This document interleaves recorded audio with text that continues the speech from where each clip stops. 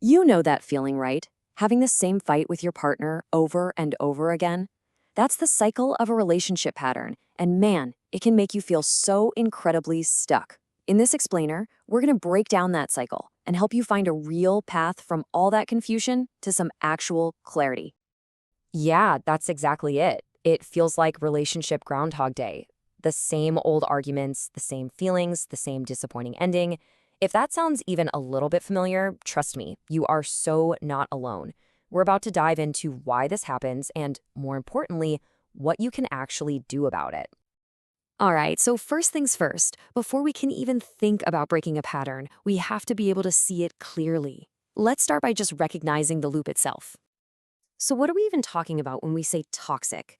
I think this definition from the Star Network really nails it. It's not about having zero arguments. Come on, that's not realistic. It's all about the balance. When the scale is constantly, and I mean consistently, tipped toward the negative side, well, you're probably in a toxic dynamic. So, what does that negativity actually look like in real life? Well, here are some of the big ones. We're talking about criticism that isn't helpful, it's just meant to tear you down. Or maybe behavior that tries to control who you see or what you do. These aren't just little quirks, They're serious red flags that point to a much deeper, unhealthy pattern. Okay, so here's the million-dollar question. If we can see the red flags, why on earth do we keep ending up in the same spot? Acknowledging the pattern is a huge first step, but the real breakthrough, that comes from understanding why it keeps happening. And for that, we've got to look inward. And this right here is the absolute core of it.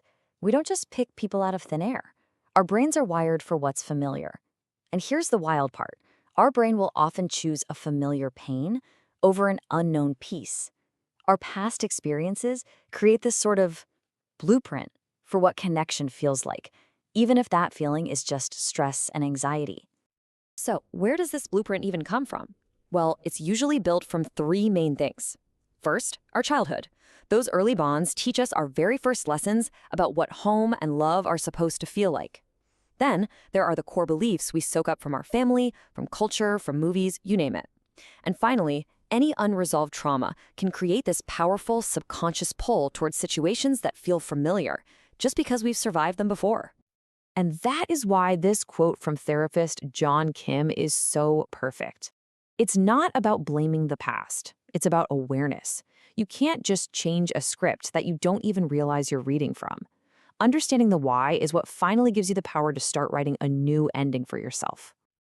So, once you have that awareness, once you see the pattern and where it comes from, you hit this major crossroads. And honestly, this is often the hardest part of the entire journey, deciding whether you can actually repair the relationship or if it's time to release it. And if you're standing at that crossroads, it can feel incredibly lonely. But listen to this. A recent study found that 44%, that's nearly half, of people in relationships have seriously considered breaking up. So this struggle isn't some kind of personal failure. It's a deeply, deeply human experience. So how do you decide? This can really help break it down.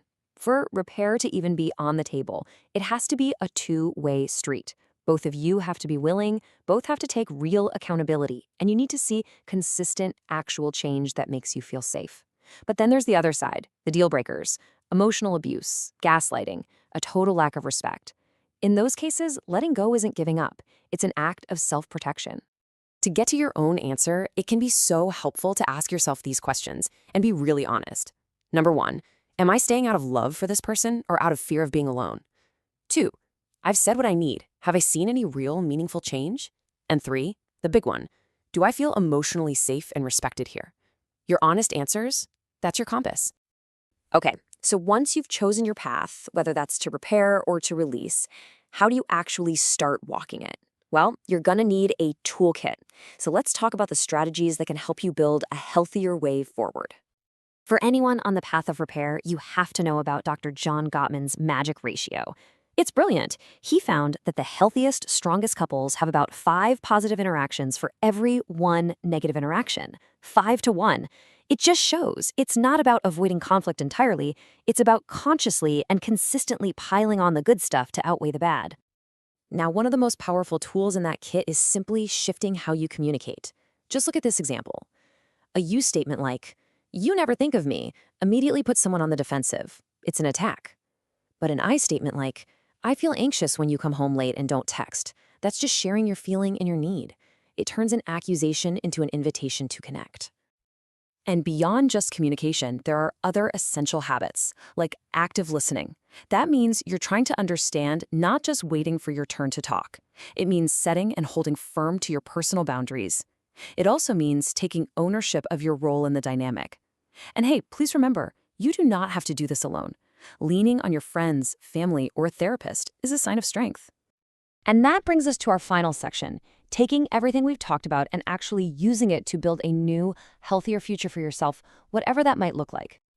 I really want to sit with this quote for a second, because this reframe is so important. For those who choose to release a relationship, there can be so much guilt. But choosing your own safety, your own peace, that isn't failure. That is an act of profound self-respect. It's an act of courage. Ultimately, whether you stay or go, the real work is creating a new vision for yourself. If your old blueprint for love was based on chaos or anxiety, it's time to draw a new one that's based on what actually makes you feel safe, respected, and genuinely loved. You get to define that for yourself. So, I'll leave you with this final thought. The past may have written your old patterns, but you're the one holding the pen now. Breaking the cycle isn't just about ending something painful, it's about creating the space for something beautiful to begin. So, what new story are you ready to write?